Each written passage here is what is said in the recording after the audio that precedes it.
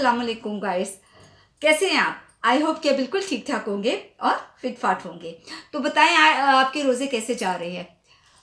इस दफ़ा कुछ रोज़े गर्म गुजरे हैं, लेकिन अब यूँ क्योंकि रमज़ान का जो है आखिरी अशरा चल रहा है, रमज़ान का मुबारक और मुतबरक महीना जो है वो हमसे जुदा होने के करीब है। तो इस आखिरी अशरे में जो है एक बहुत बड़ा दिन आता है। एक आखिरी 10 रातों में लैलतुल कद्र को तो हमने तलाश करना ही करना होता है, लेकिन इसमें एक और बहुत बड़ा और मुतबारक दिन आता है और वो है जुमातुल मुबारक, यानी जुमातुल विदा।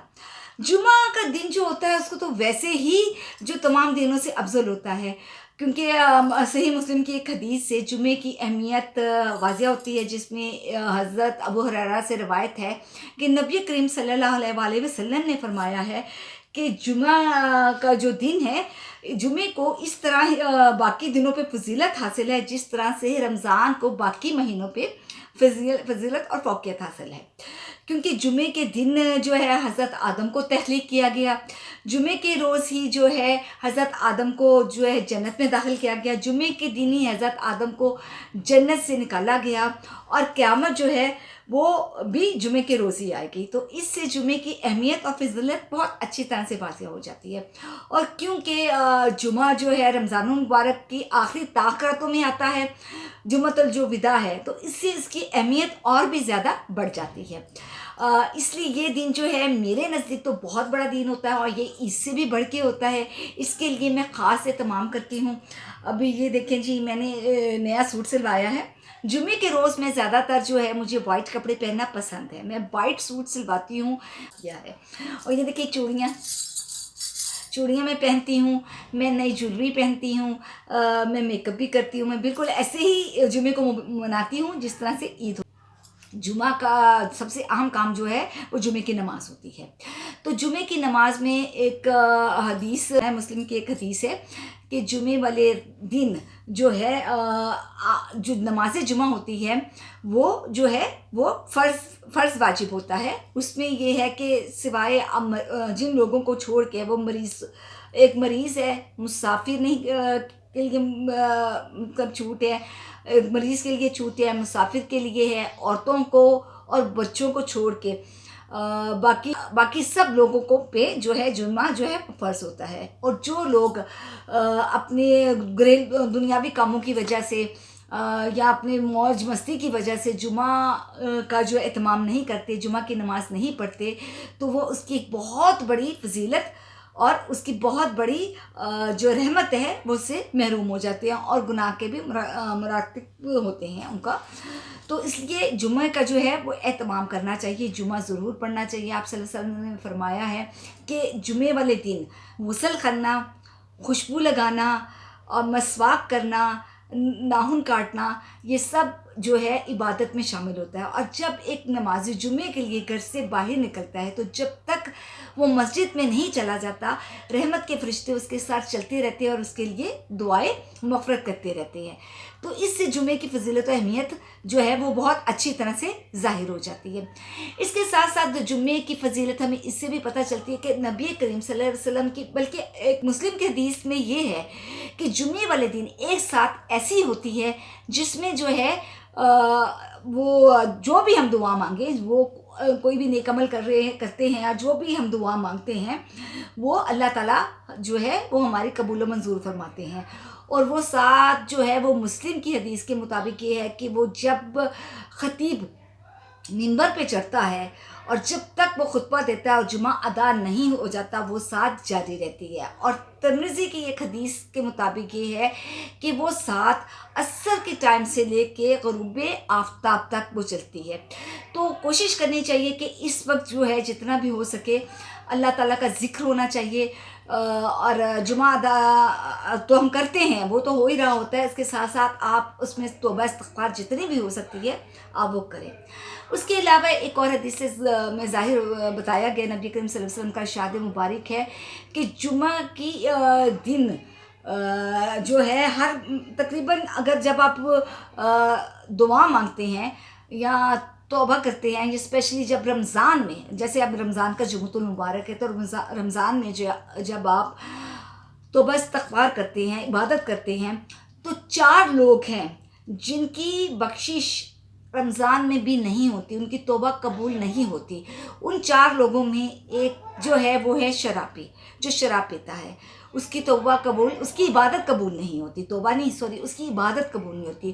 دوسرا وہ جو والدین کا نافرمان ہے، اس کی بھی بخشش نہیں ہوتی، عبادت قبول نہیں ہوتی۔ تیسرا وہ جو رشتہ داروں کے ساتھ قطع تعلق رکھتا ہے، وہ بھی اس کی بخشش نہیں ہوتی۔ اور چوتھا وہ جو دل میں بغض رکھتا ہے، دوسروں کے خلاف حسد اور کینہ جس کے دل میں ہوتا ہے۔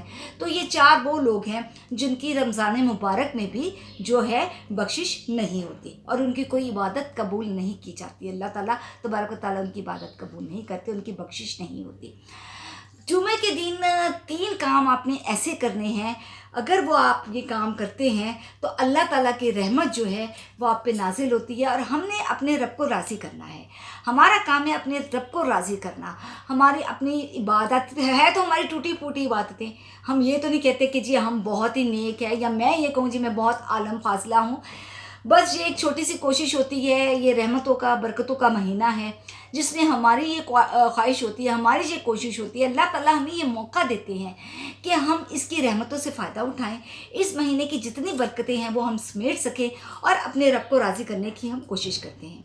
اس میں ہمیں مختلف جو ہے 3 اشرے ہیں جو اس جو رمضان میں آتے ہیں، جو ہے رحمت کا ہوتا ہے جو پہلا ہوتا ہے، دوسرا جو ہوتا ہے مغفرت کا ہوتا ہے، اور تیسرا عشرہ جو ہوتا ہے وہ جہنم سے نجات کا ہوتا ہے، جو کہ اب شروع ہو چکا ہوا ہے۔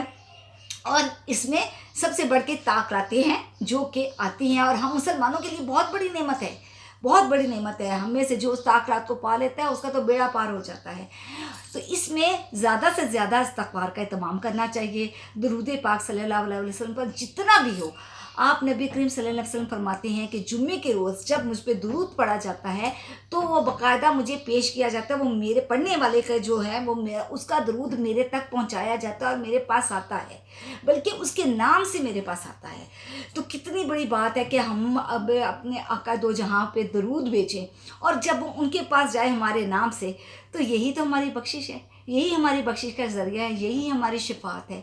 تو یہی ہے کہ جمعے والے دن زیادہ سے زیادہ آقا دو جہاں صلی اللہ علیہ وسلم پہ درود بھیجنا چاہیے۔ اس میں آپ کو ایک وظیفہ کہہ لیں آپ اس کو، یہ میں بتاتی ہوں، مجھے کسی نے بزرگ نے بتایا تھا تو وہ میں کیونکہ میں کرتی ہوں تو میں آپ کے ساتھ شیئر کروں گی کہ یہ اب جمعہ کا دن ہے، تو اس دن میں آپ جو ہے یہ عمل کر لیں، 3 کام کر لیں تو آپ کا بیڑا پار ہو جائے گا۔ اللہ سے رحمت کی امید رکھتے ہوئے تو آپ کا بیڑا پار ہو جائے گا۔ تو 3 کاموں میں یہ ہے کہ عصر کی نماز کے بعد، عصر کی نماز کے بعد ویسے تو توبہ استغفار سارے دن میں کرنی چاہیے، لیکن نماز عصر ادا کرنے کے بعد آپ نے 313 مرتبہ استغفر اللہ الذی لا الہ الا هو الحی القیوم واتوب الیہ، آپ نے یا کوئی بھی استغفار جو آپ کو آتی ہے آپ نے 313 مرتبہ وہ پڑھنی ہے۔ وہ پڑھنے کے بعد آپ نے نبی کریم صلی اللہ علیہ وسلم پر درود پاک کا اہتمام کرنا ہے۔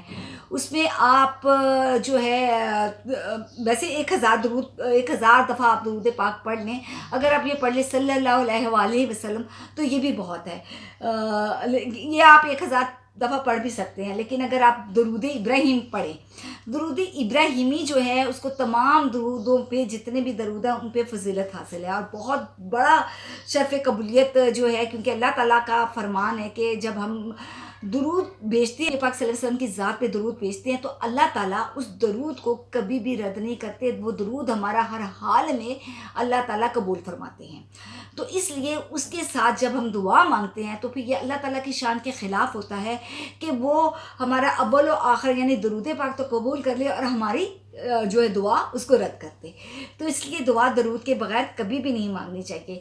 تو آپ اس میں 1000 دفعہ اگر آپ سمپل درود پڑھ لیں صلی اللہ علیہ وسلم عصر سے مغرب تک تو وہ ہو جائے گا، یا اگر آپ یہ وہ والا پڑھ لیں درود ابراہیمی تو پھر یہ ہے کہ اس کا جو ہے اجر و ثواب وہ آپ نے اپنے ٹائم کے مطابق دیکھنا ہے، وہ آپ مغربی آفتاب یعنی جب تک آپ افطاری کا ٹائم نہیں ہوتا اس وقت تک آپ یہ درود پڑھتے رہیں۔ اس کے بعد آپ جو دعا کریں گے اللہ تعالیٰ کی ذات جو ہے اس کو انشاءاللہ تعالیٰ وہ ہماری دعا شرف قبولیت اس کو حاصل ہوگا۔ اور तीसरा काम आपने ये करना है कि आपने अल्लाहुम्मा जरनी मिनन नार वो बकसरत पढ़ना है, क्योंकि ये जहन्नम से निजात का जो है वो ज़रिया होती है और यह आखिरी अशरा है कि आप दुआ मांगे, क्योंकि ये आखिरी अशरे में अल्लाह ताला अपने बंदों को जहन्नम की आग से निजात दिलाता है और उनको ज़्यादा से ज़्यादा उन पर अपनी रहमतें और बरकतें नासिल फरमाता है। तो हमारी कोशिश है कि अल्लाह ताला हमारी किसी तरह से हमारी मग़फ़िरत हो जाए, अल्लाह ताला हमें माफ़ कर दे, हमारी दुआओं को कबूल कर ले। हमारा रमज़ान, हमारे रोज़े, हमारी इबादत, इसमें जो हमने सदका खैरात किया है, इसमें जो हमने इबादत की है, इसमें जो हमने नवाफिल अदा किए हैं, इसमें जो हमने ज़िक्र किया अल्लाह ताला का, तस्बीहात की हैं, कुरान पाक की तिलावत की है, वो तमाम चीज़ें अल्लाह ताला अपनी बारगाह इलाही में कबूल और मंजूर फरमाए। और उसमें जो भी हमसे कोताहियाँ गलतियाँ हुई हैं, अल्लाह ताला वो हमें माफ़ फरमाए और हमारी मग़फ़िरत और बख्शिश करते और हमें दीनों दुनिया की भलाइयाँ नसीब फरमाए। और हमें हमारे दिल में, मैं अपनी बात करती हूँ कि अल्लाह ताला मेरे दिल में अपने रसूल की मोहब्बत से मेरे दिल को भर दे। इस महीने का हक़ अदा करने के हमें तौफ़ीक़ अता फ़रमाए, हमारी इबादत को कबूल फ़रमाए, हमें नेक अमाल पे चलने की तौफ़ीक़ अता फ़रमाए और हमारी आखिरत को संवार दे। तो ये मेरी जो थी जुमा के मुतालिक मैं थोड़ा आपके साथ शेयर करना चाहती थी। कुछ जुमे का एहतमाम दिखाना चाह रही थी, कुछ ये बताना चाह रही थी कि जुमा मैं कैसे मनाती हूँ, और दूसरा थोड़ा सा इबादत के मुतालिक मैंने आपको बताना था कि अगर आप देखिए, हमारी कोशिश होती है, मैं जहाँ से भी कोई अच्छी चीज़ मुझे मिलती है मैं फ़ौरन आप लोगों के साथ शेयर करती हूँ। तो अभी कुछ दिन पहले ही एक बहुत बड़े आलम थे, उन्होंने मुझे ये बताया कि इस तरह से तुमने ये जुमे वाले दिन ये तमाम करना जुमतुल विदा को। तो मैंने कहा मैं अपने व्यूवर्स के साथ भी शेयर करूं। तो आई होप कि आपको आज की ये वीडियो अच्छी लगी होगी। वीडियो अच्छी लगी हो तो लाइक और शेयर करना ना भूलिएगा और मेरे चैनल को सब्सक्राइब करें। तो इंशाल्लाह ताला आपसे फिर मुलाकात होती है। टिल देन आपने बहुत सा ख्याल रखना है और मेरी वीडियो देखते रहना है। टेक केयर, अल्लाह हाफिज़।